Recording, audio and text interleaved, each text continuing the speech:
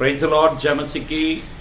मैं पास्टर अनिल पात्रे मुंबई से आप सभी को सलाम कहता हूं।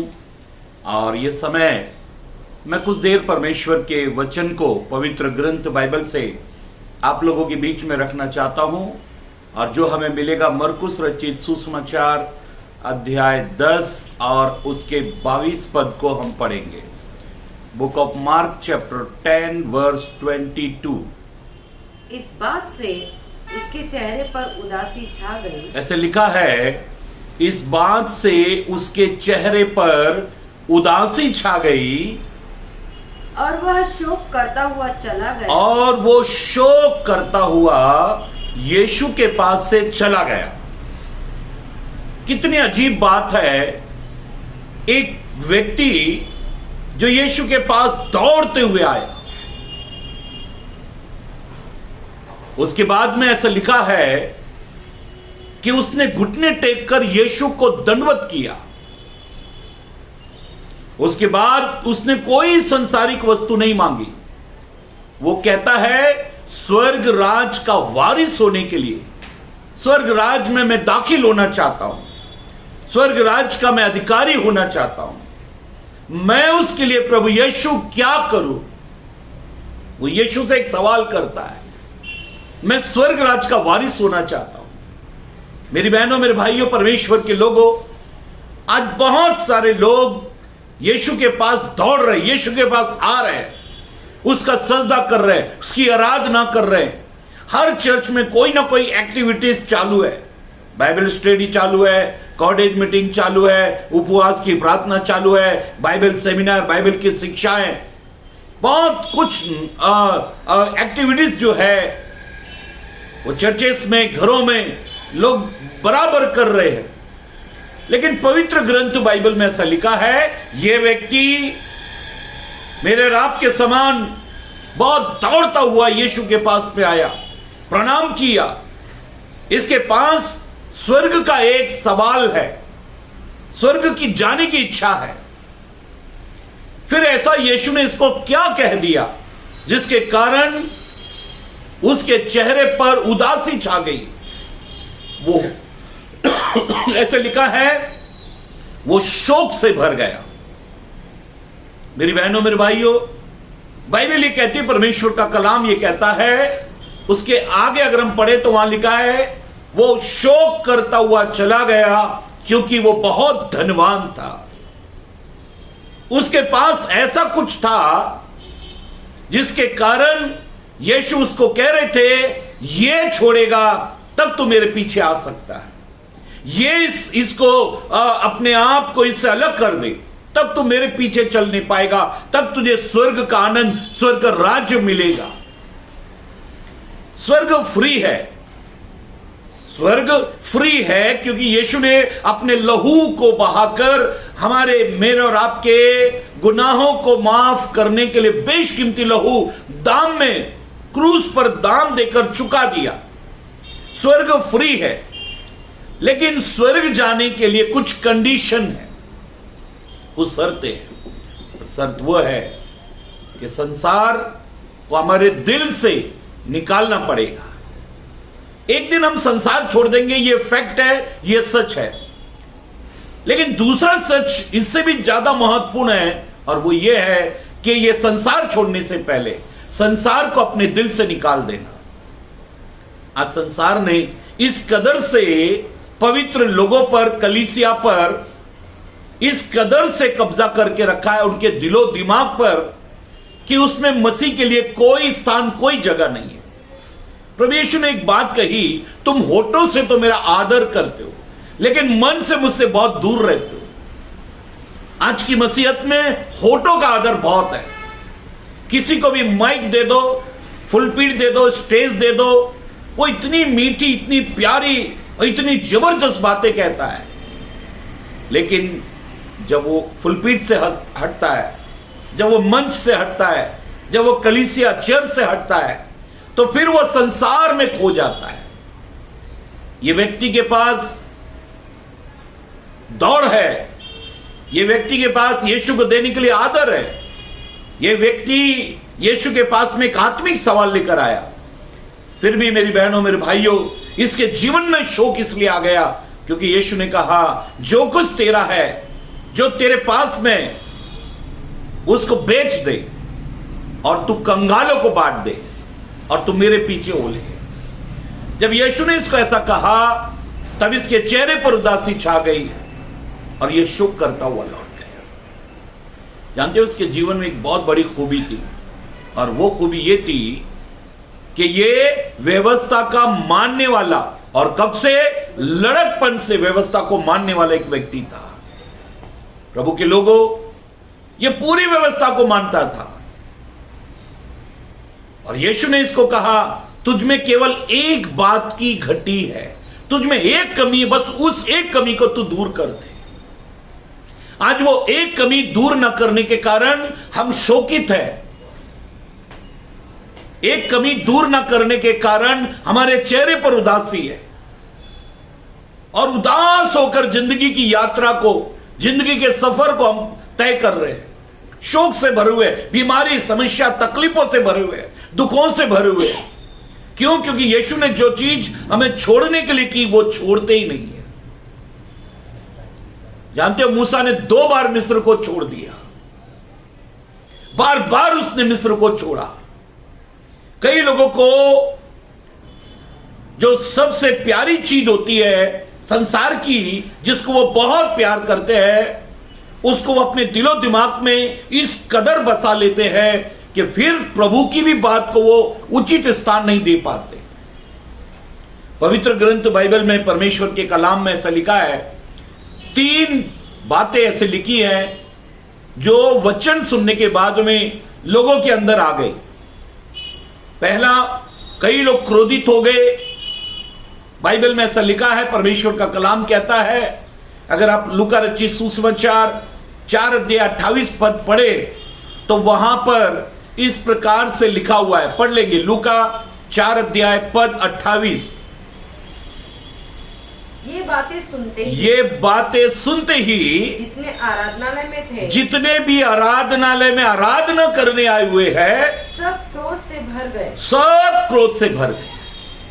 मेरी बहनों, मेरे भाइयों, परमेश्वर के लोगों, यीशु ने यशा नबी की किताब 61 अध्याय जब पढ़ा और वहां लिखा है कि परमेश्वर का आत्मा मुझ पर है, उसने मुझे अभिषेक किया है, उसने मुझे कंगालों को सुसमाचार के लिए, बंधुओं को, कैदियों को छुटकारे के लिए भेजा है। और वो वचन आज पूरा हुआ। ये जब यीशु ने कहा तो लोग क्रोध से भर गए। आज भी कलीसिया में लोग चाहते हैं अपने कानों की खुजली के कारण जो उनके मन को अच्छा लगता है वो उसका प्रचार हो। उनको वो सुनना ही नहीं है जो परमेश्वर कहना चाहता है। उनको वो सुनना है जो उनके कान को अच्छा लगता है। परमेश्वर के लोगों, बाइबल कहती है कि वे क्रोध से भर गए। यीशु ने धनवान को जब बात कही तो वो शोक से भर गया। तीसरी बात, हर वचन के बाद में 3 प्रतिक्रियाएं लोगों की तरफ से आती है। कई लोग क्रोधित हो जाते हैं। लूका रचित सुसमाचार 4:28 में पढ़ा, लोग क्रोधित हो गए। यीशु ने यह बात धनवान से कही। मरकुस 10:22 में हमने पढ़ा, वो शोक से भर गया। क्रोधित, शोकित और आनंदित। कई लोग यीशु के वचन को सुनकर आनंदित हो गए। जब हम लूका रचित सुसमाचार 19 अध्याय को पढ़ते हैं, ऐसा लिखा है कि यीशु ने जक्कई को कहा झट नीचे उतरा। वो गुलर के पेड़ पर चढ़ा हुआ था। यीशु ने कहा झट नीचे उतरा क्योंकि आज रात मुझे तेरे घर में ठहरना अवश्य है।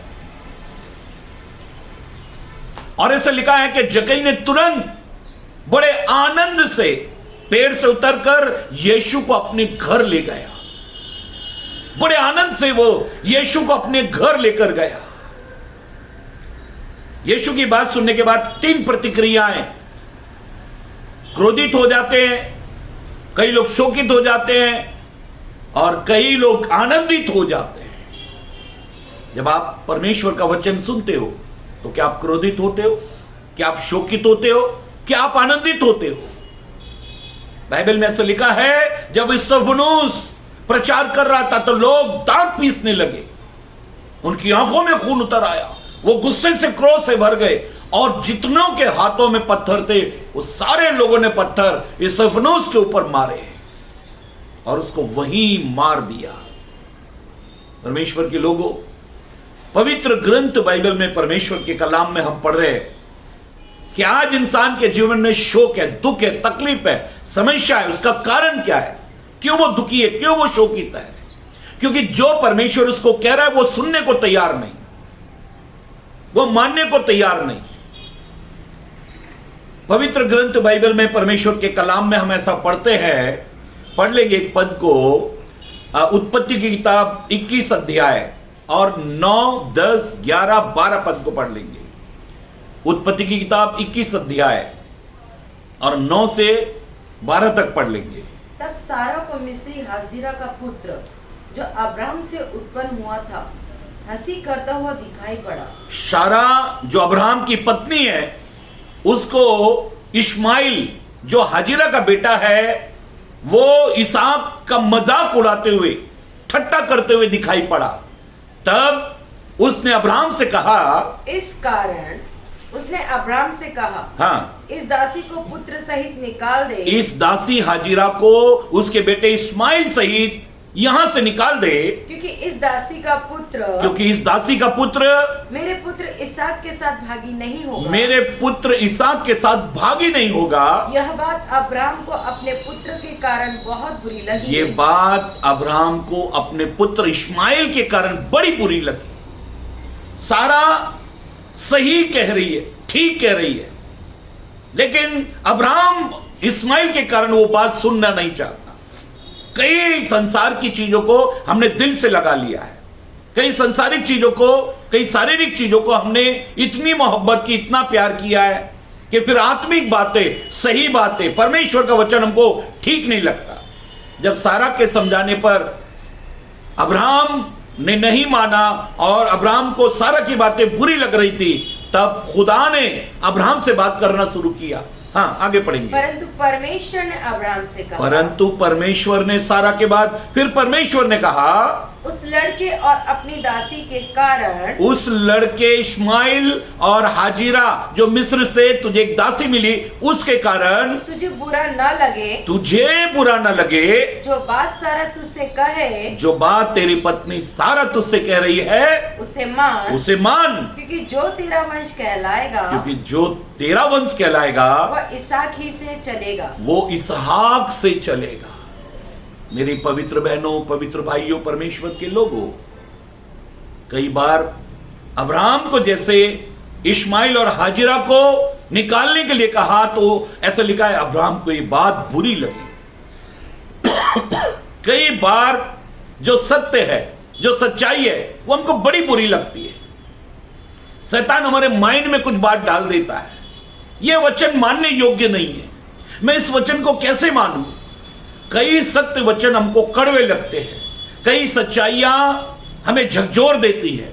अब वो सच्चाइयां, शैतान ये कहते हैं इसको मानने की जरूरत नहीं है। जब परमेश्वर ने आदम हवा को कहा कि इस फल को नहीं खाना, तब शैतान इनके कान में आकर कहता है इसको खाओ, इसको खाने से तुम्हारी बुद्धि खुल जाएगी, तुम्हारी आंखें खुल जाएगी, तुम परमेश्वर के तुल्य हो जाओगे, परमेश्वर के जैसे हो जाओगे। जबकि बाइबल ये कहती है कि आदम हवा को खुदा ने अपने रूप और अपने स्वरूप के अनुसार बनाया। वो पहले से ही परमेश्वर के रूप स्वरूप थे, वो पहले से ही परमेश्वर के जैसे थे, लेकिन शैतान ने उनको बहका दिया, भ्रम में डाल दिया, और उन्होंने परमेश्वर के वचन को तोड़कर, परमेश्वर के वचन को ना मानकर, उन्होंने शैतान के वचन को माना, शैतान की बात को माना। आज कई बातें जो परमेश्वर के कलाम में, उसके भवन में प्रभु के अभिषिक्त दास कहते हैं, वो बातें हमको बहुत बुरी लगती है। फिर परमेश्वर हमको समझाता है, मेरी बेटी हो, मेरे बेटो, परमेश्वर के कलाम को परमेश्वर फिर दोहराता है। आज संसार की चीज हमको बड़ी प्यारी लगती है। बाइबल में लिखा है कि वो धनवान व्यक्ति यीशु के पास से उदासी चेहरे पर लेकर शोक करता हुआ, विलाप करता हुआ लौट गया। आज भी परमेश्वर के भवन में यह पवित्र ग्रंथ बाइबल को जब हम खोलते हैं, पवित्र वचन पढ़ते हैं, जो बातें खुदा हमको कुछ चेतावनियों के रूप में देता है, उनको सुनकर हम परमेश्वर को ही छोड़ देते हैं। परमेश्वर के लोगों, परमेश्वर के बेटे बेटियों, मुझे एक घटना याद आती है। एक आदमी शराब का बड़ा शौकीन था। सुबह उठा, बहुत शराब पीता था। सुबह उठा और उसने अखबार उठाया और अखबार में लिखा था शराब पीने के ये नुकसान।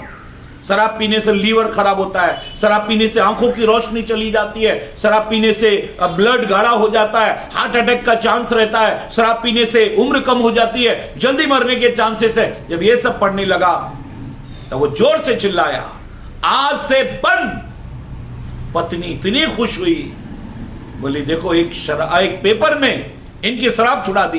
तो वो दौड़ती हुई आई किचन में से और कहने लगी, क्या आज से शराब बंद? तो कहने लगा, अरे पगली, शराब नहीं, आज से अखबार वाले को कह देना अखबार बंद कर रहे हम। मेरी शराब की बुराई कोई नहीं करना चाहिए। उसे लगा शराब बंद करने की बात शायद ये कह रहा है, लेकिन वो तो कह रहा है अखबार बंद, न्यूज़पेपर आज से बंद। परमेश्वर के लोगों, बाइबल ये कहती है, परमेश्वर का कलाम कहता है, अगर आप योना नबी की किताब पढ़े पहला अध्याय, तो बाइबल ये कहती है तब परमेश्वर ने योना को आज्ञा दी। उसको कहा तू जा और जाकर निनवे देश में जा, वहां पर कहना 40 दिन के बाद ये निनवे शहर उलट दिया जाएगा, सब मर जाओगे। ये सुनकर योना नबी, ऐसे लिखा है, तरतीस को भागा और तरतीस के जहाज में किराया देकर वो तरतीस के जहाज में बड़े आराम से लेट गया। परमेश्वर के लोगों, कई बार वचन के विरुद्ध में चलकर, आज्ञा को तोड़कर हम परमेश्वर के खिलाफ में कहीं और ही जाना चाहते हैं। लेकिन बाइबल ये कहती है तब परमेश्वर ने एक आंधी, एक हवा चलाई और जहाज से वो हवाएं टकरा रही थी और जहाज डगमगाने लगा। सारे लोग चिल्लाने लगे। उस जहाज में जितने लोग थे सब घबरा गए, क्योंकि सब मौत को देख रहे हैं। आज भी मेरी बहनों, मेरे भाइयों, परमेश्वर के लोगों, इस पृथ्वी पर, इस संसार में नाना प्रकार की तकलीफ, समस्याओं से लोग गुजर रहे हैं। हर तकलीफ, हर समस्या, हर प्रॉब्लम का कोई ना कोई कारण है। जानते हो, जितने भी शैतान द्वारा फंसाए हुए और बंधनों में आए, बीमारी से जकड़े हुए आए, सबसे पहले यीशु ने उनको कहा जाओ, आगे से पाप मत करना।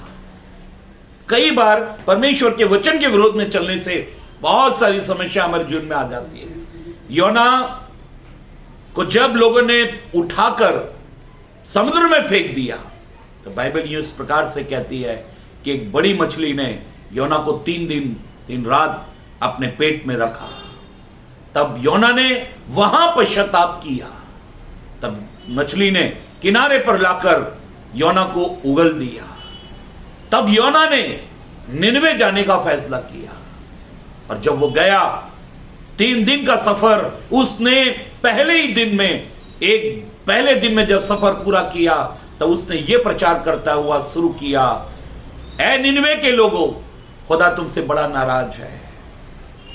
और उसने कहा 40 दिन के बाद ये निनवे शहर उलट दिया जाएगा।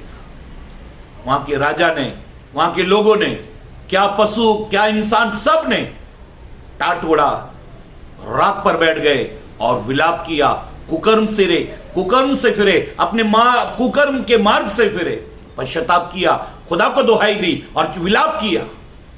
खुदा ने रहम किया और उन्हें बख्श दिया।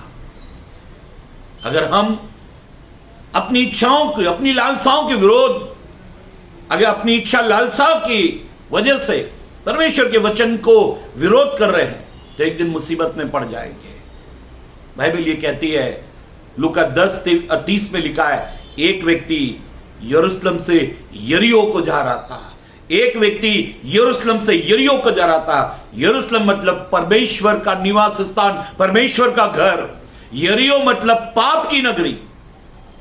कई लोग यरूशलेम से पाप की ओर चले जाते हैं और बाइबल ये कहती है जो व्यक्ति यरूशलेम से यरीहो को जा रहा था, उसको डाकुओं ने घेर लिया, उसको मार पीट कर अधमुआ किया और जो कुछ उसका था सब लूट लिया।